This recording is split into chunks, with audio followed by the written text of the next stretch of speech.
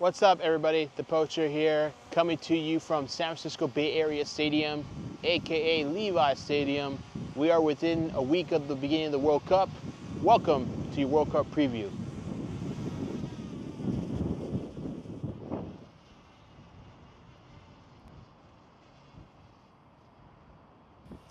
So this tournament is the biggest ever that FIFA has conducted. There are 48 teams coming into this tournament, played around 3 countries, the entire continent of North America. By far, it'll smash records. But who will take the trophy? We'll find out in the upcoming month. As we go into this expanded World Cup format, things do change a little bit. Keep in mind, nothing is guaranteed in the World Cup. In the past, when it used to be only 32 teams in 4 groups of 8, the main concern is to just get out of the group stage, which is top 2 in every single group, and that's all teams had to worry about at that perspective. Now things have changed slightly a little bit. So now with the field expanded to 48, the knockout round starts at 32 teams. So how does that play into a fan's hands if you're trying to think about what helps the team advance? It's the top 2 teams of each group plus the best third place 8 teams, and that could be by points and then goal difference, so on and so forth. So it definitely puts into more perspective that more teams are still in play towards the end of the tournament, which makes this more fun to watch. Now, as we go into these matches, there's still 3 matches, still point systems still follow the same, so a win is 3 points, a tie is 1 point, a loss is 0 point. But now I think in this format, goal difference is going to play a huge factor on who gets to advance through to the round of 32 and then who has to go home. Now that we got the formalities out of the way, what does this mean to the player? Keep in mind, I'm going to give you some statistics. For a normal World Cup, what I mean normal is a 32-team World Cup, the average player making their World Cup debut is around 55%. Now, when you have an expanded format, alongside a vast bigger qualifying group, that most likely will be somewhere in the mid-60s on World Cup debut appearances.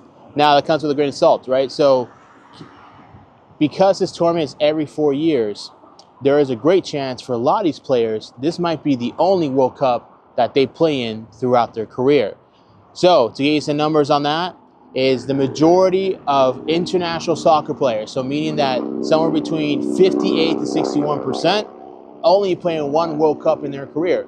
So for a lot of these guys, not only is the pinnacle of their career, but this is the only chance they get to represent their country and try to amass glory.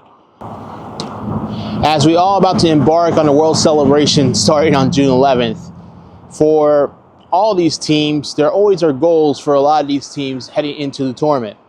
I'm going to break it down in 3 particular levels. So, first level, just happy to be there. There are a lot of countries that qualify for the World Cup for the first time. A lot of players going to the World Cup for the first time. And they just want to be part of the party. What's great about this is it embraces their culture alongside embraces their soccer identity during those 3 games, no matter what the result is. And that helps grow their game in their country, which makes it fantastic. Which I believe this is about 20% of the teams and players that are going to go represent coming up this month. Now, I like to say more of the meat, more or less. I'll say somewhere between 21%, and I honestly think about like maybe 85% is you do want to leave some type of mark, right? So does that mean like win the World Cup trophy? Trust me, everybody wants that. But I think realistically is to make a huge impact run down to potentially a quarterfinal or semifinal, make some memories that their country be proud of. And so I'll give you some brief examples, right? So for instance, Morocco in the last World Cup, they made a run to the semifinal. Their game grew exponentially going on to the next phase, which makes it a great watch as we all did 4 years ago.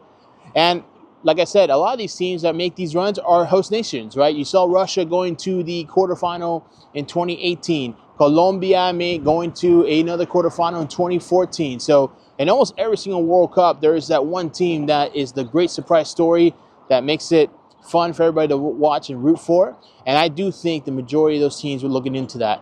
Now, we're into the top 15. These are what we call our legacy groups. your power countries like your Argentinas, your Brazils, your Spains, your Frances, that unless you win the title, that's all that matters. And that makes it more exciting to watch. Now we're talking about legacies here, right? Legacies can be defined, in my belief, in two different ways. I think one is impacting the game in your homeland, which we'll get into US and Mexico, how that can impact the hosting this World Cup. And then there's the others that need to win the World Cup trophy. So you turn back the dial 4 years ago, everyone said that this was Messi's World Cup to win, which he did. That solidified him as the GOAT. And obviously, I would say for almost maybe an entire generation, it might stick that way. This World Cup, I think there's a couple key players that want to solidify their legacies, right? I think one's Cristiano Ronaldo. Cristiano Ronaldo has been, like I said, a co-GOAT with Messi for almost 20 years plus. So a World Cup for him will solidify his career, won every single trophy he competed in, and could, like you said, ride out to the sunset. And then you look at the younger talent, right? So look at Lamine Yamal from Spain. Very young talent, has won almost every trophy he's competed in so far, and his team looks really good as a favorite to win the World Cup, which is Spain. Now, you look at Kylian Mbappe with France. He already won the World Cup 8 years ago, but now can he add a second one and now put himself in even more of a top tier of greats, like your Diego Maradonas or like your Peles, right? So I think, and I honestly believe that Kylian Mbappe turns it on even more for his national team compared to his club team in Real Madrid. Then you look at the teams that have not won it or have not gone to a major run, like England, right? I think Harry Kane, been to semifinals, a couple of tournaments, and never got to a final. Now make a huge thing for England because they always say it's coming home. Then lastly is how would that impact the game here, right? So keep in mind, a home World Cup can do a lot of things, and a lot of things means that it can open up doors. It can provide more exposure to the game for everybody. So I was fortunate to be alive in 1994 when the last World Cup was here. And at the time, there was no soccer league in America. There was no real influence in America at that time. And guess what happened? The MLS formed 2 years later. You grew a generation of players and academies. And now I think you have a U.S. team that there are realistic expectations and realistic pressure that the public is putting on them to perform this World Cup. Mexico is a different story. Mexico, the last time they hosted was in 1986, where that's the furthest they got in the World Cup, which is the quarterfinal. And that's where you can say El Quinto Partido curse took place and still currently exists. But now you can say it's El Sexto Partido because now the quarterfinal is you have to get to the sixth game. Now, we're talking about the host teams now, U.S., Mexico, and Canada. What's the expectations for them? So let me start off with Canada first, right? So for Canada, you look at this, it's their second World Cup after a long history of not qualifying to many. So I think for them, it's realistic getting out of the first round, making some type of impact to grow popularity in the game in Canada, which it's already on its way. But I think this could jumpstart it even more to get more, you could say, more influence, more investment into the game of Canada. Now with Mexico. Mexico is a quite interesting feat. Why I say that is Mexico, you can say there's two different versions of Mexico, right? So version one is Mexico when they play outside of Mexico or outside the Rose Bowl, which I think is like the Azteca North on this, is they don't play at times up to their element. What I mean by that is sometimes they can't win games, they can't control the balls often when they don't play in Mexico or in Pasadena. Now, when they play in Mexico, they somehow a superpower just comes up, right? So imagine if you're used to watching Dragon Ball Z when you were a kid, when Super Saiyan Goku will come into place. That's like Mexico playing in Mexico. Mexico playing in Mexico, they have won so many key games there in their history. They won a Confederations Cup in 1999. They won a U17 World Cup also on home soil. And like I said, the last time they made the quarterfinal, they were playing in Mexico. So for Mexico, the expectation is a sexto partido. That's the expectation, right? At minimum, make the round of 16. Because this team, when they play in Mexico, they could beat anybody. According to the majority of Mexican fans, and I'll tell you, as a dual national, I believe this is so. I think Mexico can almost play with anybody on home soil. And like I said, it should be exciting. Now, with Mexico also, I believe playing at Mexico, they don't have the pressure of like the previous, like I said, Quinta Partido curse, right? So, and if you follow Mexican soccer, a lot of their World Cups ended tragically for them, right? So you think about 1994, shootout against Bulgaria didn't go well. Then they had the lead against Germany, lost that late. Then you look at Maxi Rodriguez with the incredible volley in 2006, no era penal in 2014, that also ended tragically, right? So, and then of course they didn't make it out of the first round in 2022. So what does this mean for Mexico now? I think Mexico now has like a front foot forward that they're trying to get to a sexto partido, but let's just see what happens with them coming up in this tournament. Now the U.S., which I think out of the three host nations probably has the most pressure on them to execute. So let's dial back the clock a little bit. So in 2017, the U.S. men's national team did not make the World Cup in Russia. It was a huge disappointment, and you can kind of say sort of changing of the guard, right? So you had the older team, which is like your Clint Dempsey's, Landon Donovans of the world. And then at that time in 2017, your best player was a young 17-year-old Christian Pulisic.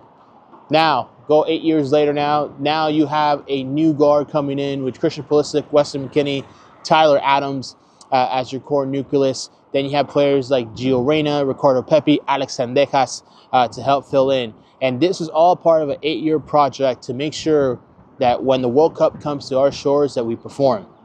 Now, in saying that, this brings huge pressure, right? And also can bring huge rewards. So like I said again, remember back in 1994 when that team got to the second round and barely lost to the world champion 1-0, that started the entire MLS league. Now, would I say that after this World Cup there would be a new league forward for MLS? No, but I think it'll make better awareness for the American player, but also better respect for the American player. You go around the world, majority of people think the American player cannot live up to hype to European players, or they get consistently dismissed because they have American blood. They think that we never earn the opportunity to play in big leagues. So for the American player, this is the opportunity to prove a lot of doubters wrong of Americans can play.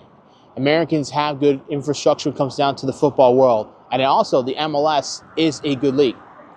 And saying that, of course, if they fail, this would be probably a bigger failure than not making the World Cup in 2018.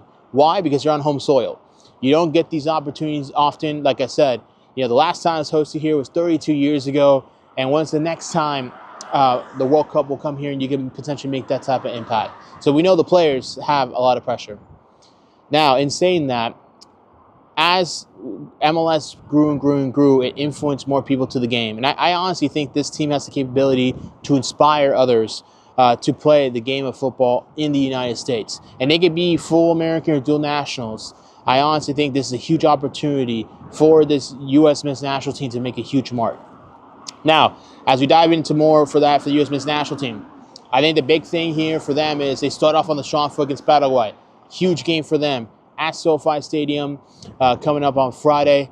And I feel like if they start off on the right foot, they can get going towards second game and third game. And I honestly think if they win, I can't think they can win this group. If they do, then the pathway looks a lot great for them to make a deep run into the tournament, which they're more than capable to do at this point in time. You look at their last two friendlies against Senegal and Germany. They pressed really well. They had opportunities. They finished a lot of those. It's like Senegal, they did. Germany, not as much, but you saw the progress going through that.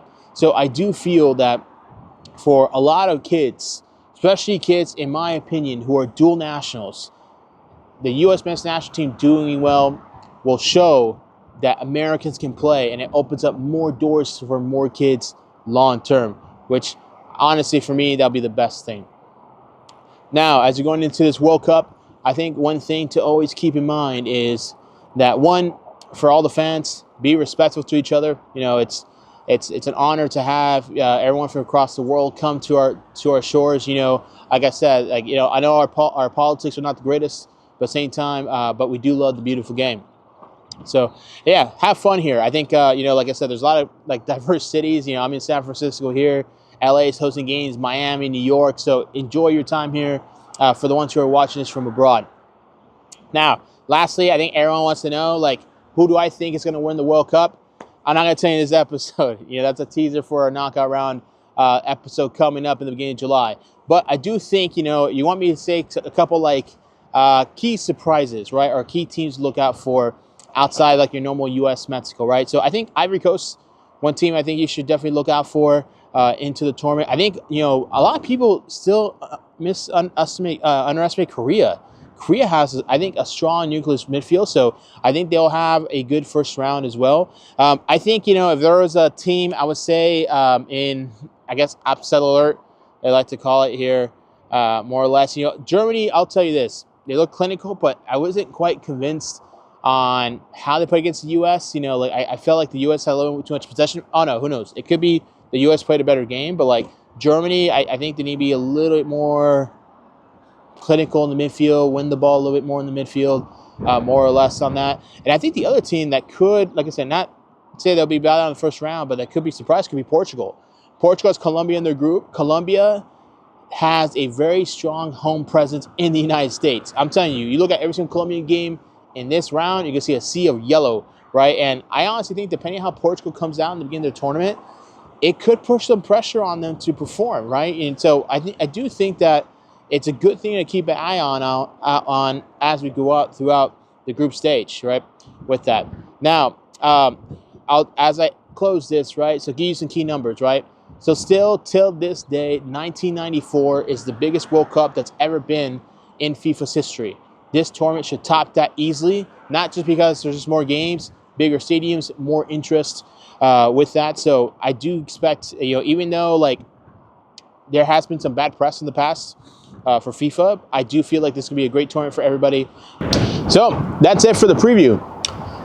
Like I said again, once the World Cup begins, I'm going to be doing some shorts every single day to recap and predictions for the next game. But other than that, if you are coming to the U.S., Mexico, Canada for the World Cup, enjoy yourselves. I hope you have a great time. Take part of the culture. Eat some great food.